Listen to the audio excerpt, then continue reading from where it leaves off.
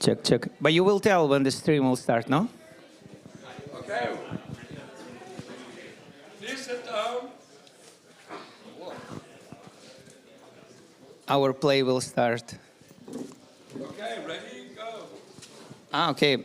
Hello, everyone. It's a big pleasure meeting you all here. I just arrived from Prague when I spent some time preparing many things for Berlin. And there's some sort of bigger, I think, geographical connectivity, because there are many people from different continents, countries, backgrounds, cultures here. And for us, it's quite important to connect people in times of disconnect. My name is Mykola. I'm that guy. We have a collective of people who cares about privacy. And we love to give voice to different privacy friends, actors, advocates, and activists who could help us to understand how we can navigate this challenging environment. I will give a short intro talk, and then after we'll continue. And then I will introduce everyone else, and I think we'll have a great time here. So one thing that we are streaming and recording. Second, there are certain rules of the house. First of all, thanks Ligi for hosting us in the C-Base. And in case you don't know what's this place, it's one of the first hacktivist spaces in the history, I guess. And it's interesting to connect the previous generations of hacktivists with the fresh blood, and then see a certain transition of knowledge. We have this space, we have terrace, and then the third room.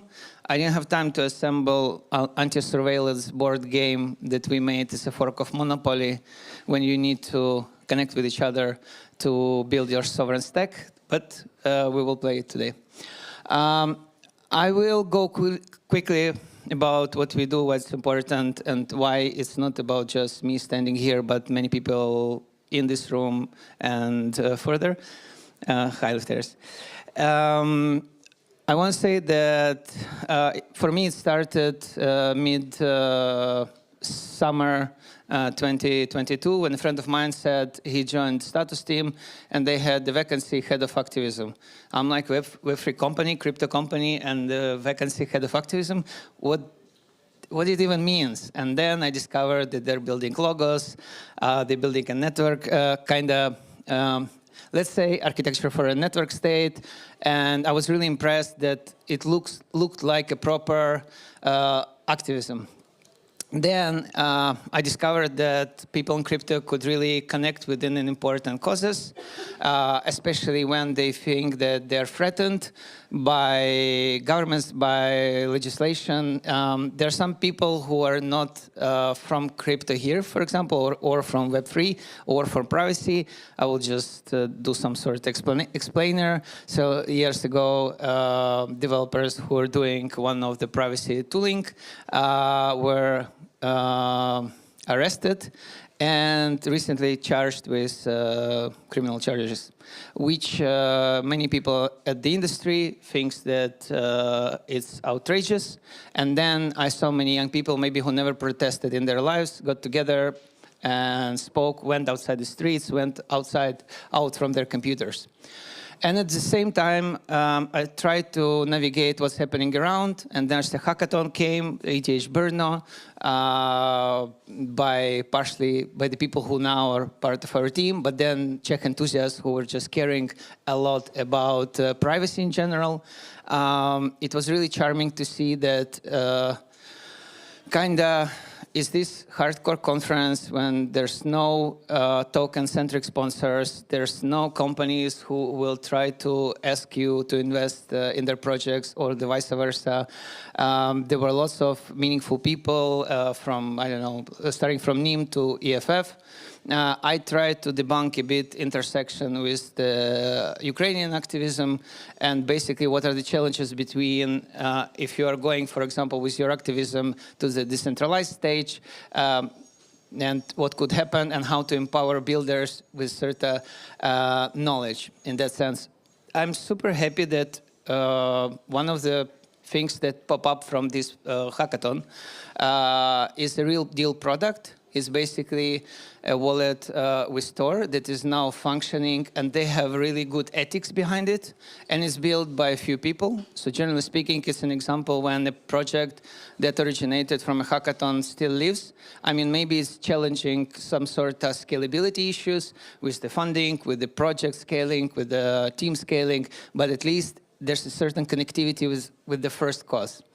That I mentioned with Tornado Cash. And then I tried to understand, but who is building privacy at the market? Who is doing what? Because information was really scattered, and many people had different opinions, like what's the privacy? In that sense, Ernst & Young was saying that we also want a privacy with the Nightfall protocol with Polygon, while on another spectrum, there were like, I don't know, DarkFi saying everything should be anonymous, and anonymous engineering is the thing. I think aggregate information, try to kind of see the bigger picture, helps us to understand what's going on. Now it's 700 projects with different state of privacy. Not all of them are private. I would say like majority are not private, but I mean some of them are progressing towards the goal. And one of the reasons why we are here is basically defining what's the goal behind these solutions. Then a year ago we made an event where some of the speakers today were also there. For me, it was important. I mean, someone could think cringe, but we invited WorldCoin to have a debate with Amin and to have a debate with cypherpunks, and not just blaming those people on Twitter that they do wrong, but create some sort of this Greek type of debates, like let's sit on stage and talk. What does it even mean? Especially when those projects who are trying to capture your biometrics, they are also capturing the highly talented developers and researchers. And interesting here is like how we could help those people to be more vocal in terms of where do they work, what kind of, let's say, ZK washing they're doing for those projects, and stuff like that. And for me, personally, it was also important to have different opinions on privacy. I mean, you're here with the privacy pools first, but also DarkFi with more philosophical take on privacy, because I think one of the important and underexplored, let's say, phase of privacy is to give it a different opinion and voices. Like, for example, how the privacy would look like for someone living in the favelas in Brazil. And here's my NIM colleague, and they do have community members in Brazil who are working with the people in favelas, bringing this one only laptop to their room. Or privacy in Ukraine or privacy in Iran, depending on your side, and then having this kind of like verbal conversation on like what kind of measurements, preoccupations, and also approaches we should have dealing with the game. Now we're progressed towards something like we call L2B for privacy. If you're using MDB, then it's MDB for privacy. There's some people in the room who are aggregating data for that. Basically, where we are going, we want to have not just one database, a snapshot of the market, but also scoring. It's a pain in the ass, but it's interesting to see how you can even attest the privacy features of the projects. One of the interesting take is like 90% of those projects never passed any security audit.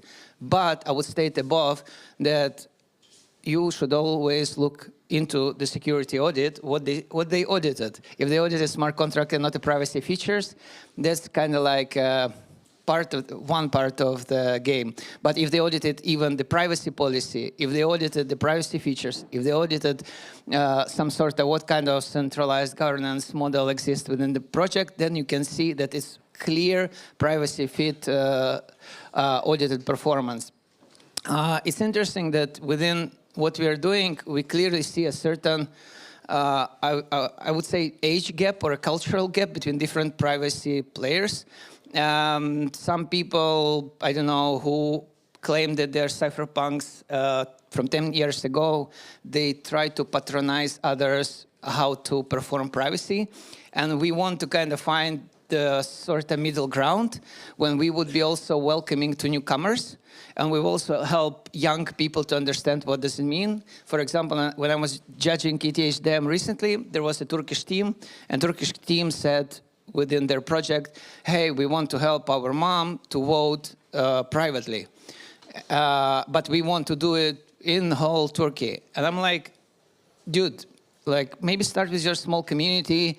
You can do this in 1 month, but changing the fate of the Turkish elections, it's a good visionary goal, but it's impractical. This project will be dead the next day after the hackathon will end because people won't support. I mean, it's a noble cause, but kind of like try to iterate differently. And now we're kind of act as an ecosystem with many different things from, I know, like now we are doing, for example, research for Ethereum privacy ecosystem. Within the whole thingy, we have the own community, launching academy, having internal newsletter, and stuff like that. But what's also kind of like one of the things that happened recently, I met a friend of mine, and she asked me, okay, what you do, but how do you make money on that? Because basically she's trapped with the capitalist game, Haja. And I was like, money, you know?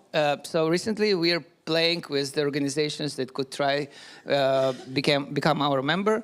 First was Logos, now I think Anoma Namada will come. I think the Oxbow could be one more, and others. And we are trying to, instead of being captured ongoing and asking every time for every activity, and I think Department of Digitalization also a bit bored with that, asking for money, charge for annual fee and collaborate instead of having this kind of like asymmetrical sponsor facilitator relationship.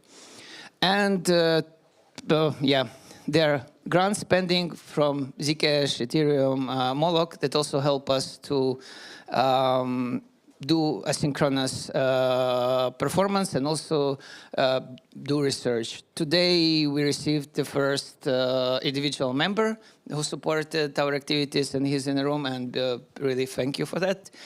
For us, it's interesting to play if we can be really independent from every project, so be more like, have a balanced view on the market itself. And what's important here that our manifesto states that we should move from kind of like fighting with each other.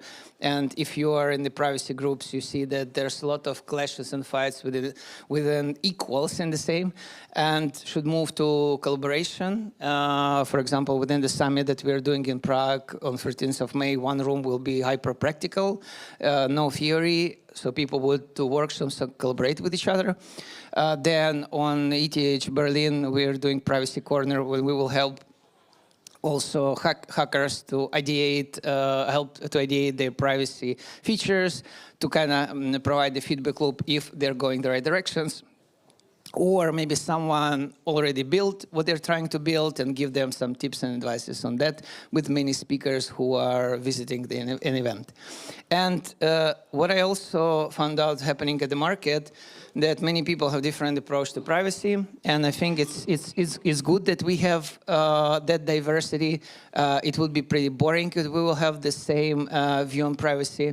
I really love when people start to ask what kind of tools you are using here and now, because many privacy advocates don't use much of privacy tooling, which is interesting because there's certain asynchronicity between privacy tooling and FOSS tooling, and I think it's a cultural clash that we should tackle and be much more humble in terms of how we talk with each other about privacy in general. And there are many contributors. This is the most important slide. I was just a bit off time to do nice logos and avatars, but there are like at least 100 people doing something with us, either facilitating projects or curating or providing some support. Occasional, many privacy experts help us to do our projects, and we are super helpful and thankful for that. And I think that we will just scale that. And for me, it's pretty, I'm happy to see that just privacy is a topic that could be really easily linked to decentralization in general, and then to open up conversations when we are, why we are all here, to quote some famous video. And then the last thing, kind of wrapping up the stuff, I think that we should kind of move also from labeling each other to more different way of how we collaborating with each other. And sometimes when we kind of think of each other as, I don't know, you're a researcher, you're a developer, you're a marketing person, we are putting people in the wrong buckets. While in many cases, with some of the people, we were discussing a Buddhist privacy stack. With others, we were discussing how you would ship privacy into the cheapest device in some African countries. And that's what makes these conversations much more helpful. And a casual reminder that we have war in Europe, and there are also many privacy use cases along the way. You can check Zcash research I made on privacy use cases within the Ukrainian-Russia war. And also you can think more that not just time is now, but it's happening all around us. And now, Afri, you're the next. We won't do interruptions. Afri is core at Department of Decentralization, ETH Berlin. Many people are saying Ethereum OG, but I mean, and I think that with the Department of Decentralization, what I super love is that they also try to disrupt the way you collaborate with market, the way you kind of like manifest yourself, and the way you try to build a sustainable organization that delivers, I don't know, like hackathons for almost 1K people, or like events like Protocol Berg, and I hope you were there the last September. And please make a small round of applause for Afri.